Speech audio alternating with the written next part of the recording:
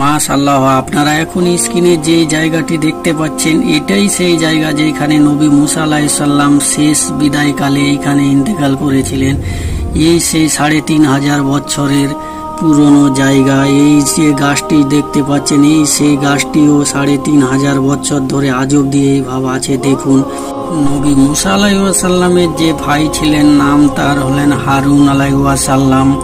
এই হারুন আলাইহিস সালামের বাড়ি দেখুন, এটি হারুন আলাইহিস সালামের বাড়িও পাশে আছে হারুন আলাইহিস সালামের কবর।